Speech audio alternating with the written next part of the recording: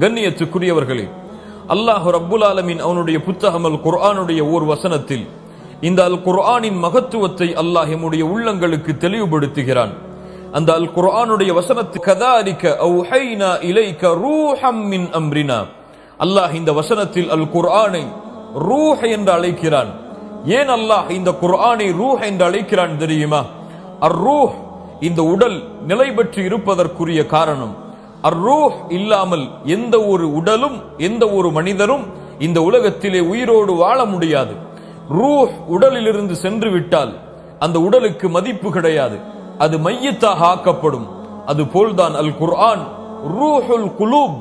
அல் குர்ஆன் உள்ளத்துடைய உயிர், அது அல் குர்ஆன் சிந்தனையின் உயிர், அது அல் குர்ஆன் உயிருக்கு உயிர் கொடுக்கக்கூடிய உயிர். அது எப்படி உடலிலிருந்து ரூஹ் சென்று விட்டால் அந்த உடல் மையத்தாக மதிப்பற்றதாக மாறுமோ, அது போன்று ஒரு மனிதன் இந்த குர்ஆனை புறக்கணித்து விட்டால் அவனுடைய உள்ளம் மையத்தாக, அவனுடைய சிந்தனை மையத்தாக, அவனுடைய உடல் மையத்தாகவே கருதப்படும், மாற்றப்படும். சுப்ஹானல்லாஹ்.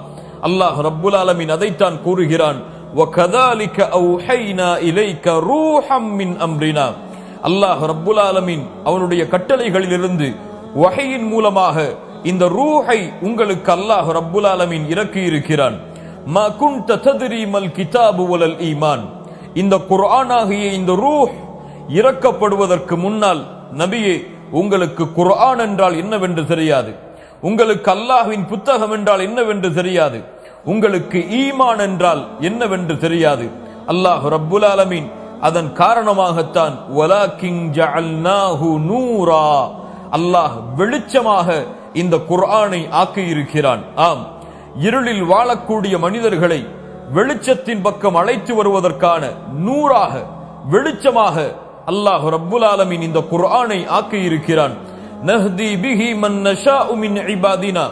இந்த வெளிச்சமாகிய இந்த குர்ஆனை கொண்டு நாம் எந்த அடியார்களுக்கு நேர்வழி காட்ட வேண்டும் என்று நாடுகிறோமோ அந்த அடியார்களுக்கு நேர்வழி காட்டுகிறோம்.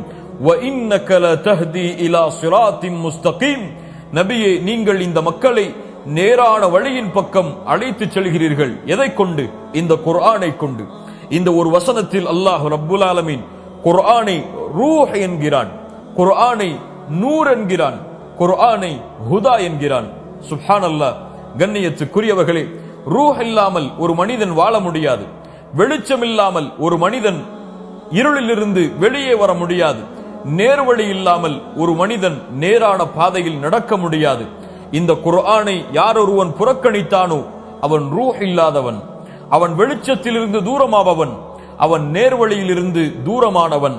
அல்லாஹ் ரப்புல் ஆலமீன் அதன் காரணமாகத்தான் கூறுகிறான், வமன் அஅரத அன் ذிக்ரி ஃபஇன்ன லஹு மஈஷத்தன் தன்கா. யார் எம்முடைய நினைவை, எம்முடைய திக்ராகிய இந்த குர்ஆனை புறக்கணிக்கிறார்களோ அவர்களுக்கு அல்லாஹ் ரப்புல் ஆலமீன் நெருக்கடியான வாழ்வை ஏற்படுத்துவான். அல்லாஹ் ரப்புல் ஆலமீன் அந்த வாழ்வை விட்டு எம்மை பாதுகாப்பானாக. வனஹ்ஷுருஹு யௌமல் கியாமத்தி அஅமா. நாளை மறுமையில் அல்லாஹ் ரப்புல் ஆலமீன் அவர்களை கண்ணில்லாத குருடர்களாக அல்லாஹ் ரப்புல் ஆலமீன் எழுப்புவான். சுப்ஹானல்லாஹ். கண்ணியத்துக்குரியவர்களே, அல்லாஹ் இறக்கி இருக்கின்ற இந்த குர்ஆன், இதை எம்முடைய வாழ்வில் செயல்படுத்துவதற்கு தயாராகுங்கள், இதை ஓதுவதற்கு தயாராகுங்கள்.